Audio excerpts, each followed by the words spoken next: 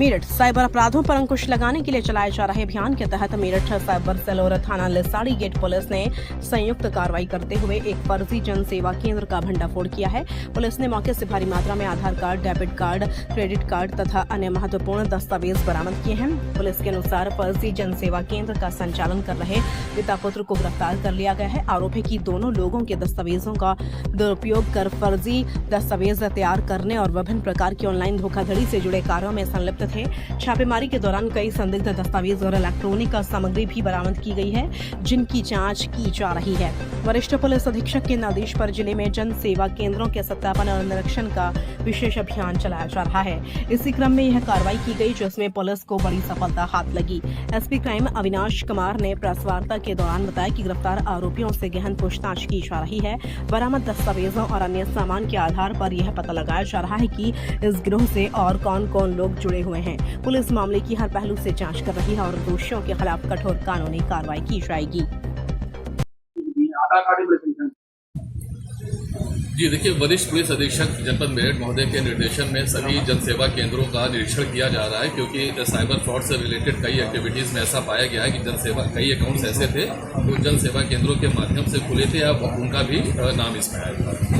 तो उसी के अनुपालन में उसी क्रम में इसकी चेकिंग की जा रही थी। थाना लिसाड़ी गेट को चुना गया था और साइबर सेल जो हमारी जनपदीय साइबर सेल है, इन दोनों की संयुक्त टीम ने मिलकर कई जन सेवा केंद्र का निरीक्षण किया गया, जिसमें से एक जिसका नाम है रॉयल सर्विसेज, जिसमें बहुत सारी अनियमितताएं पाई गई। गहराई से थोड़ा सा मौके पर छानबीन की गई तो इनका एक कंप्लेंट आपका एनसीआरपी पोर्टल पे भी दर्ज है इनके विरुद्ध, जो कि असम से दर्ज किया गया है।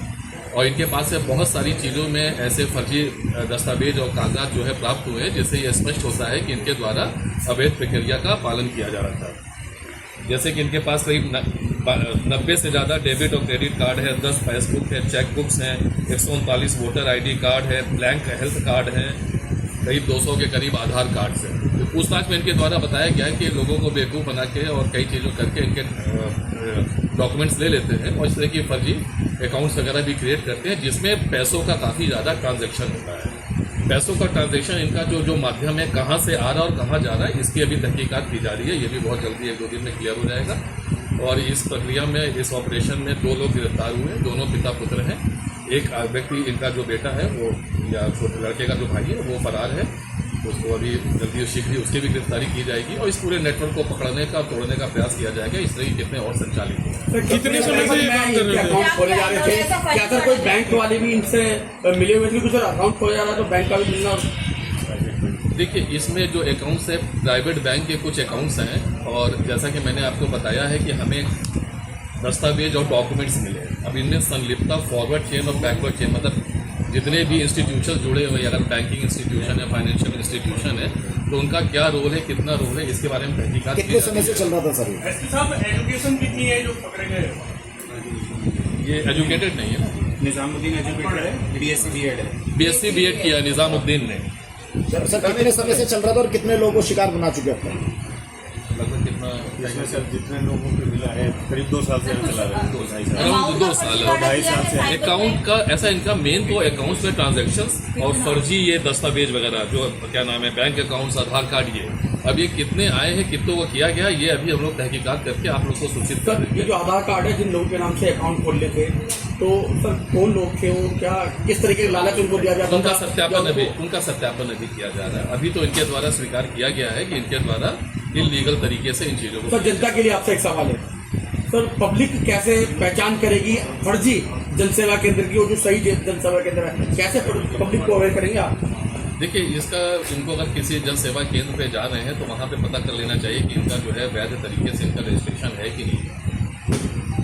और पब्लिक के लिए ये है कि अब आजकल के जिस तरीके से हम लोग देख रहे हैं कि हम लोग टेक्नोलॉजी की तरफ जाते जा रहे हैं और बहुत सारी चीज़ें हैं जो मतलब सब कुछ टेक्नोलॉजी के माध्यम से हो रहा है, वर्चुअल वर्ल्ड बहुत तेज़ी से बढ़ता जा रहा है। तो हम सभी को अब छोटी मोटी चीज़ों के लिए थर्ड पार्टी पर भरोसा नहीं करना चाहिए, स्वयं को ही प्रशिक्षित करना चाहिए। जहाँ तक हो सके, अनिवार्य ना हो तब तक जो है इस तरह की चीज़ों की फैसिलिटी ना अवेल करें, और अगर करते हैं तो प्रमाणित कर लें कि वो रजिस्टर्ड सोसाइटी है या रजिस्टर्ड। सर, बड़ा सवाल है सर मेरा, तो आपने कहा कि वो प्रमाणित कर ले। अब जब ये पकड़ में आया है तो इससे ये चीज़ हम लोगों को क्लियर हो गया है कि हम लोगों को स्वयं इसका निरीक्षण करते हुए जैसे हम लोग साइबर अपराध की जागरूकता के लिए अभियान चलाते हैं, उसी तरीके से ये भी चलाएंगे कि कौन कौन से इस तरह के इंस्टीट्यूशंस वैलिड है, कौन से नहीं है, और इसका सोशल मीडिया के माध्यम से और समाचार जो पत्र आते हैं, न्यूज़पेपर्स, उनके माध्यम से इसका व्यापक प्रचार प्रसार किया जाएगा और पब्लिक तक ये भी पहुंचाने का प्रयास किया जाएगा कि अगर इनका रजिस्ट्रेशन होता है तो कौन सी वैध इंस्टीट्यूशंस हैं जहां से इनका रजिस्टर होना जरूरी है और क्या क्या चीजें चाहिए। तो ये एक अवेयरनेस का पार्ट रहेगा आगे। जिस तरीके से इन्वेस्टिगेशन इन प्रोसेस है, चेकिंग की जा रही है। किसी भी संभावना से हम इनकार तब तक नहीं कर सकते हैं जब तक हम कंक्लूजन पे ना पहुंचते हैं। तो प्रोबेबिलिटीज हर जगह खुली हुई हैं, जैसा कि सिनेरियो आज की डेट में चल रहा है, नेशनल इंटरनेशनल एवरीथिंग, तो हम किसी भी एंगल को नेग्लेक्ट नहीं कर रहे हैं और ना ही इग्नोर कर रहे हैं।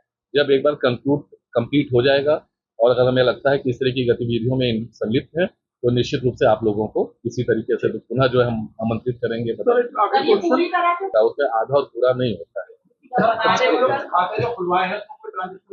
बहुत सारे ट्रांजेक्शन हुए हैं जिसका जो कर रहा है ये अभी चेक किया जाएगा। सर, जन सेवा केंद्र अथॉरिटी कहाँ से मिलती है और क्या वो लोग भी जांच के दायरे में? उनसे बातचीत की जाएगी, इस बारे में कोई टिप्पणी करना हमारा उचित नहीं है। हाँ, उसमें दे रखा होगा, आप देख रहे हैं।